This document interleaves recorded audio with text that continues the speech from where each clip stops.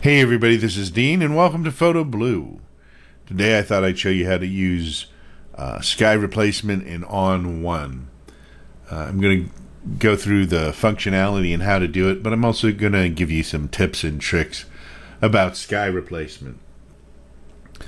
Alright, so we have a picture selected here, or photograph selected here, and I'm going to click on Edit here. And you'll see these tabs down here, and we want to go to Sky. And this is the Sky Replacement tab right here. Scroll up to the top of it. Now, this photograph right here, the sky is fine in it actually. It's actually kind of a nice cloud pattern in there.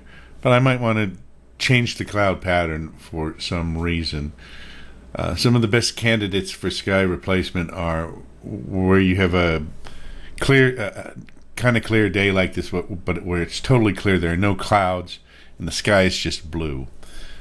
Whenever you blend or combine any images, you want to look at kind of the color that the images are. So a blue sky is actually easier to replace most skies with than a gray sky. And the simpler the horizon line, the less complex kind of patterns that are in them, the easier it is to blend it as well. So bear that in mind. Also, bear in mind that the sky itself that you're replacing, the colors in that sky, if you're blending a sky that has a blue background with white clouds over top of a sky that's just blue, because the sky colors are close, or the closer they match, the better it tends to blend in areas as well.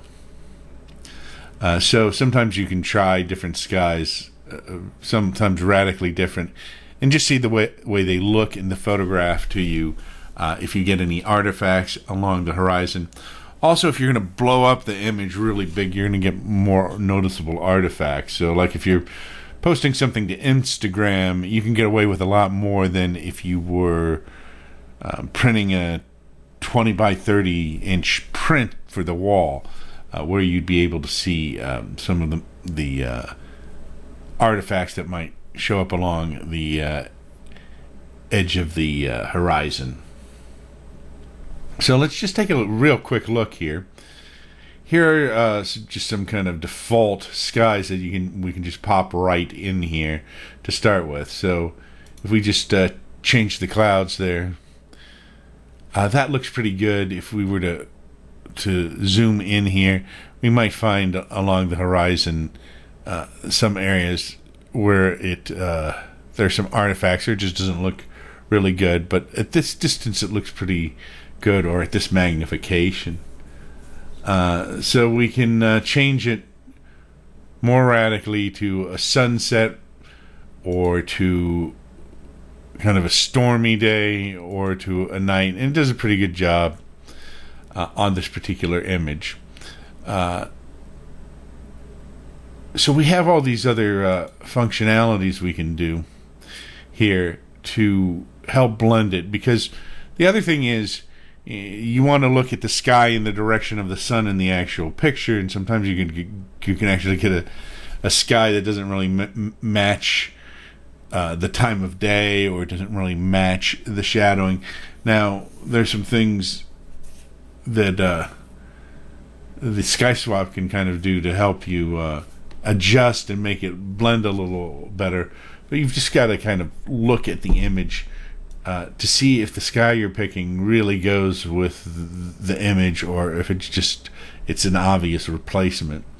So there are these different positionings that you can do right here. Like, for example, we can change the horizontal position of the image that we have. We can actually change the opacity so that if we wanted to kind of blend it with some of the background sky, we can change the way the edge of it fades, and so we can kind of bring it down a little bit. And sometimes for some images, this may actually make it look a little bit better to mess with the fade edge. And we can actually shift where the edge is.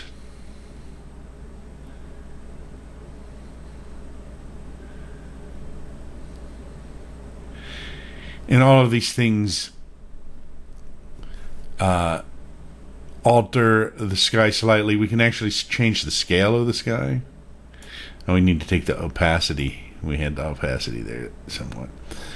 Now we can also change the appearance, so we can actually warm up or cool off the sky, which is a nice feature to help match the sky a little better with the image that we have. We can change the brightness of just the sky, the amount of haze that we use. Now here's another function that can be pretty important. We can blur, which you may need to do if you're doing a portrait and you want to change the sky background, but you want the background kind of out of focus, or the rest of the background is kind of out of focus. You can kind of match it by blurring it. You can also change the blur angle, so you've got a lot of adjustments for that as well. You can also change the foreground lighting in the distance that goes. So that can be useful depending on what sky you have and kind of what effect you want as well. And then there's a reflection down here, and the reflection, if we click this on and you look at the water, let's go up here and actually change the sky to something else, to that. So if we turn the reflection on and off on this, you can see it reflects the sky. So it actually adds a reflection, which is pretty cool. And you can change the amount of that reflection. So you can lower it or increase it. You could totally exaggerate it. That's too much, really.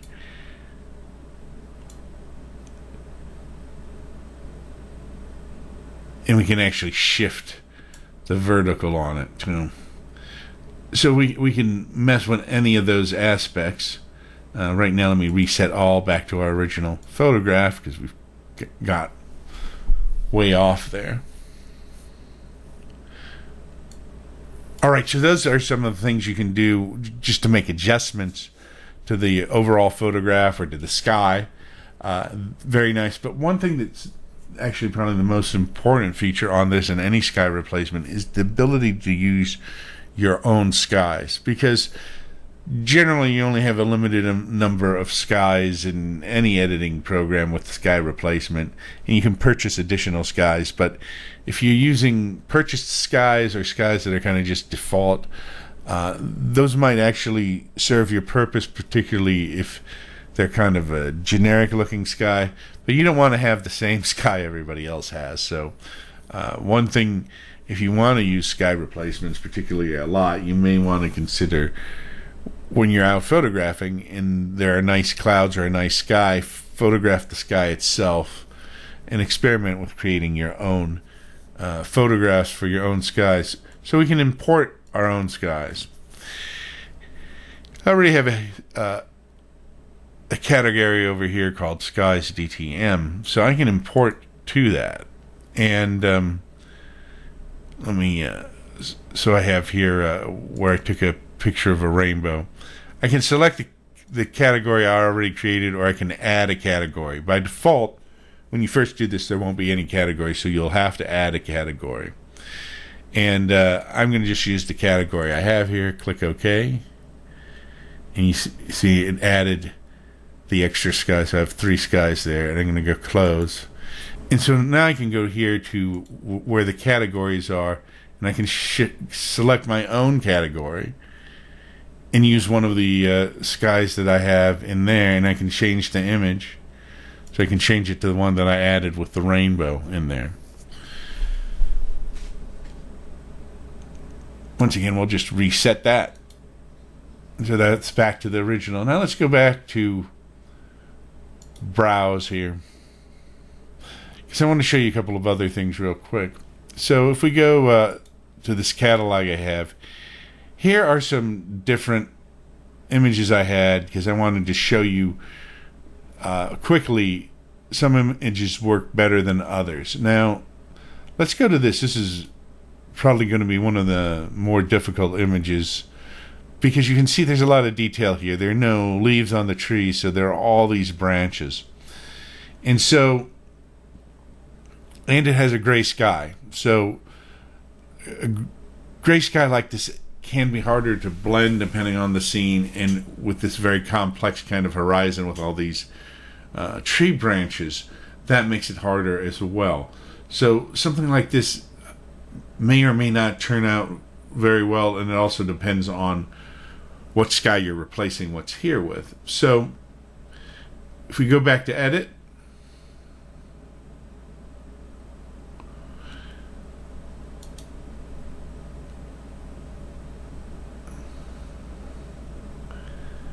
and select sky here, let's put a sky here. Now you can see, particularly over here, let's zoom in here a little bit. You can see it didn't do a great job. We have some of the old gray sky in here, and it's partially because of the gray sky, and partially because there's so much detail here that it's having problems, and so it kind of has this halo around it, or it gives a halo type effect. Let's go back to fit screen. Now if we go back to browse,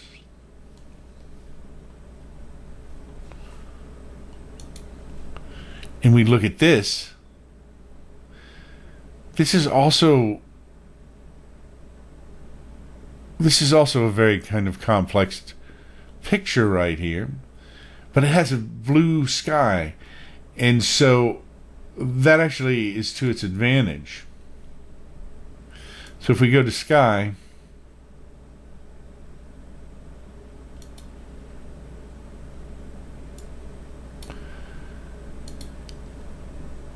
and we replace it with this sky, there's a little bit of artifacts here, but they're not as bad as the other image.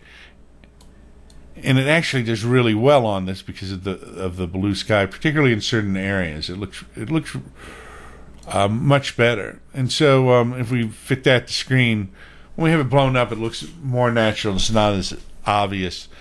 If we switch here, you can see there's a little more of an outline here. So it looks better than the other, but because it's so complex, it's still not perfect.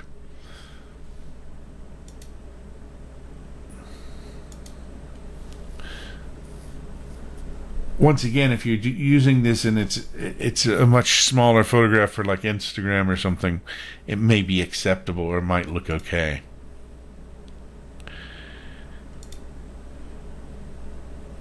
And if you want kind of a particular effect, or you want it to be kind of surreal, you might kind of like some of the artifacts that show up in this.